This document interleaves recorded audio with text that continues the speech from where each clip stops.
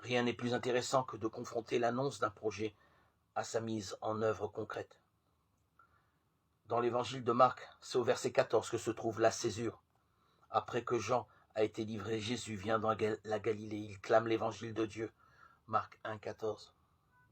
Pour la première fois, un avant et un après installe le principe de changement caractéristique du récit. Après s'être expliqué sur l'évangile de Jésus, l'évangile de Marc va donc raconter Jésus. Mais en ouvrant le récit, il prend soin de préciser que tout arrivera après que Jean eut été livré. Le retrait de Jean-Baptiste est en effet nécessaire au récit. Comment Jean-Baptiste pourrait-il être un simple personnage du récit alors qu'il a fonction attestatrice pour l'événement que Jésus est lui-même?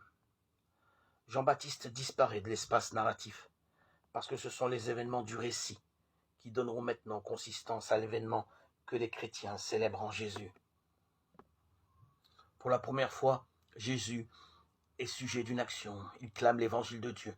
Après s'être expliqué sur l'importance que les chrétiens reconnaissent à Jésus, l'évangile de Marc va donc raconter ce qui se passe avec Jésus.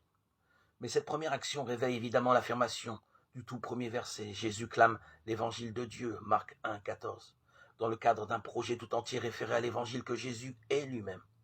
Si l'évangile était un ensemble de contenus destinés à être communiqués à d'autres, il faudrait s'attendre à ce que Jésus formule ce message dans le récit. Mais si tout repose sur l'évangile de Jésus, alors le récit devra conduire à l'événement que Jésus est lui-même quand il clame